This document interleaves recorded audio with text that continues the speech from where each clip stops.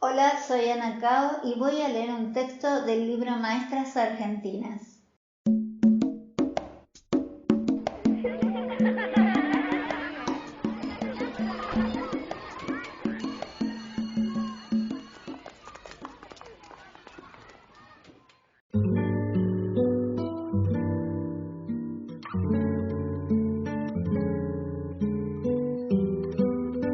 Música y dibujo. Las especiales. En las últimas décadas del siglo XIX, las mujeres del magisterio se transformaron rápidamente en una clara mayoría en los niveles primario e inicial. En su pionera tesis, El movimiento feminista, del año 1901, Elvira López constataba que la enseñanza primaria está casi exclusivamente en sus manos. Solo en la capital federal había en octubre del 1900 y en los establecimientos oficiales 1.852 profesores, de los cuales 383 eran varones y 1.459 mujeres. El dictado de las llamadas materias especiales, en cambio, siguió un rumbo más complejo. Cuando la Ley 1420 dispuso en su artículo 6 que como parte del mínimo de instrucción obligatoria en la escuela primaria debían enseñarse dibujo y música vocal, la hegemonía masculina no se dio tan fácilmente y las maestras de esas áreas debieron sortear variados obstáculos para ir accediendo a sus respectivos cargos. La enseñanza musical supo estar a cargo de varones desde la época colonial, y serían una vez más las maestras norteamericanas quienes rompieron el molde.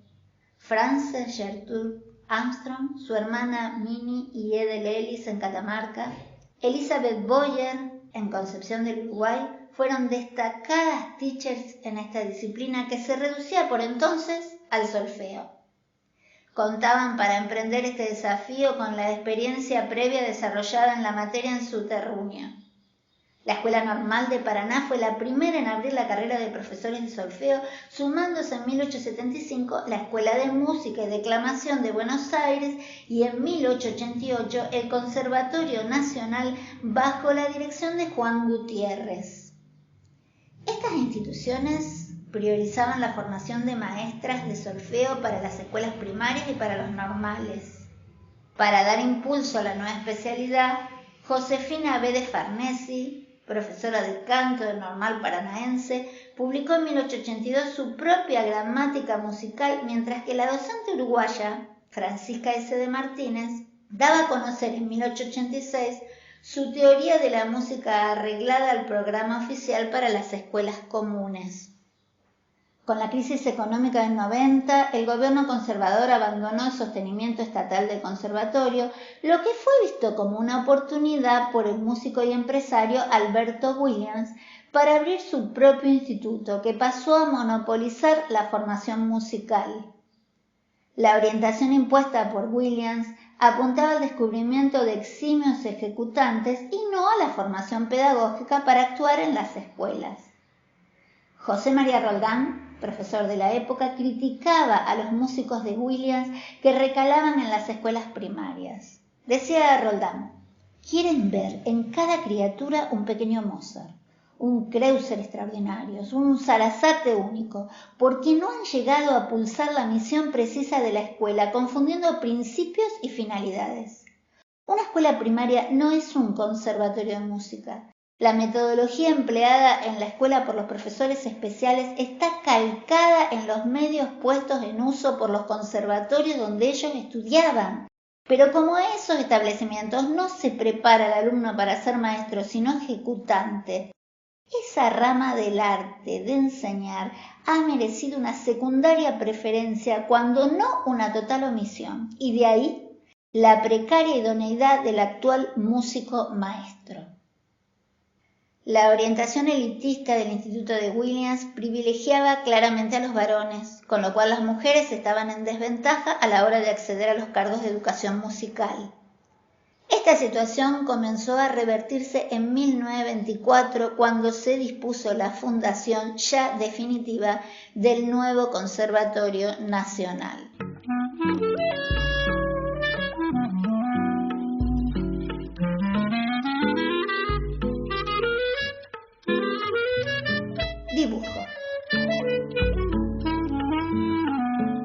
enseñanza de la materia de dibujo, denominación antigua de la actual plástica, también se configuró como un oficio básicamente masculino a lo largo del siglo XIX. Solo para varones habían sido las academias proyectadas por Manuel Belgrano en 1799 o por el cura Francisco de Paula Castañeda en 1815.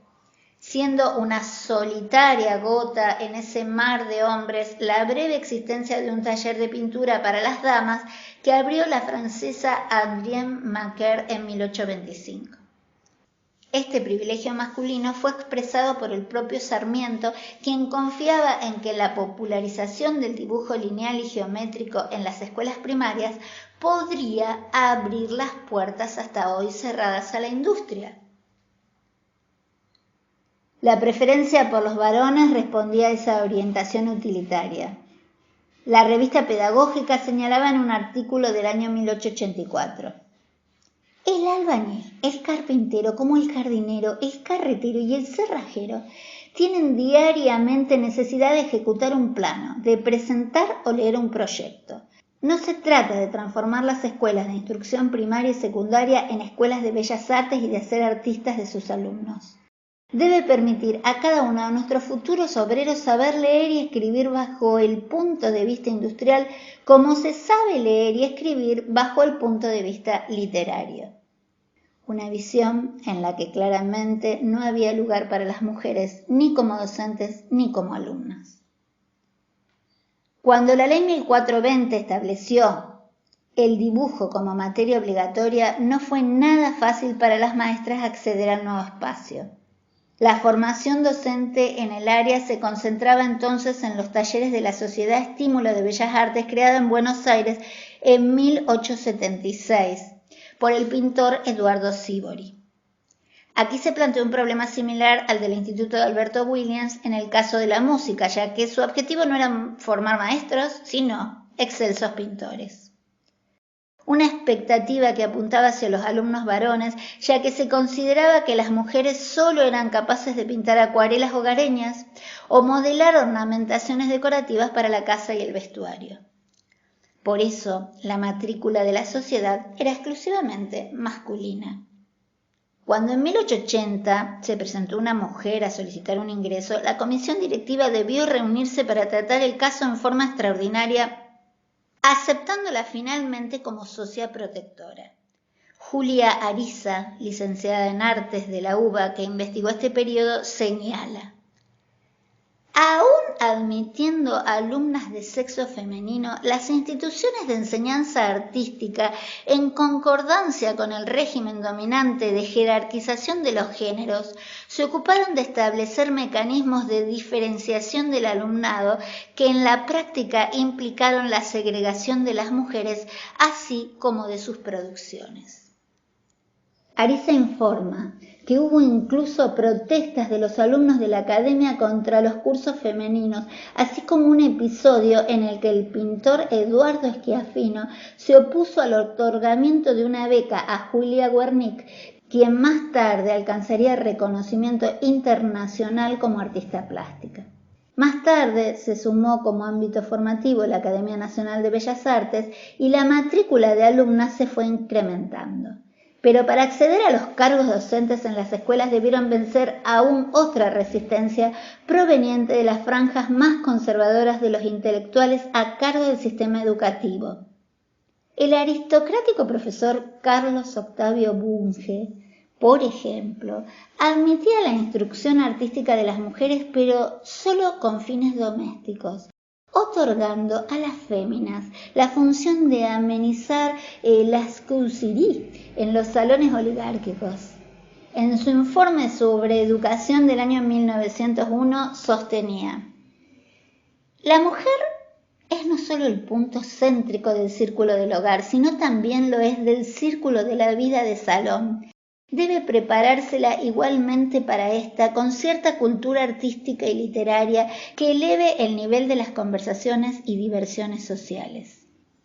Años después, en 1910, Leopoldo Lugones, quien fuera inspector general de enseñanza secundaria y normal, sostenía en su didáctica: los conocimientos que en el hombre han de ser fundamentales y susceptibles de ilimitado desarrollo deben quedar reducidos en ella a nociones generales de aplicación constante y práctica.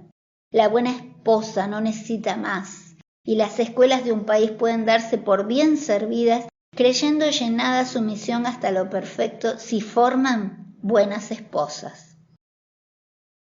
Contra estas orientaciones se levantó Martín Malarro, inspector técnico de dibujo de las escuelas públicas de Buenos Aires entre 1905 y 1908 y más tarde profesor de la Academia Nacional de Bellas Artes. Emprendió una dura crítica hacia los profesores formados en la academia, cuestionando su desempeño en la escuela primaria. Decía Malarro: se encuentra el dibujo subvertido, reinando la anarquía más completa, imperando el desorden más absoluto, las teorías más contrarias y los métodos más disparatados, como resultante del empirismo más extravagante, fuente de todos estos errores. No vamos a hacer arte, no tenemos que hacer arte, aquí no somos artistas ni debemos pontificarnos como tales. Nada será más perjudicial a nuestra escuela que el no sabernos despojar de este título. Tenemos que ser maestros, pero maestros de escuela. La Academia de Bellas Artes aquí no cabe. Según afirma el historiador de arte Rodrigo Gutiérrez Viñuales, Malarro estaba a favor del dibujo libre y espontáneo, haciendo a la vez hincapié en la realización de excursiones al exterior de las aulas, a parques y otras zonas de la ciudad, para que el niño ejercitase libremente su imaginación ante la naturaleza, eligiendo el motivo de sus dibujos, ya fuera flora, fauna, figura humana, arquitectura, etc. Gradualmente, con varias décadas de retardo respecto a la Ley 1420, las profesoras de dibujo comenzaron a llegar a las escuelas para consumar también en esta disciplina la feminización de la docencia primaria. Espero que hayan disfrutado esta lectura. Soy Ana Cao, narradora oral, integrante del dúo Las Cuentacuentos. Fui docente de plástica en escuelas primarias públicas durante muchos años y desde el 2015 estoy en la supervisión de arte en escuelas de Rosario y alrededores.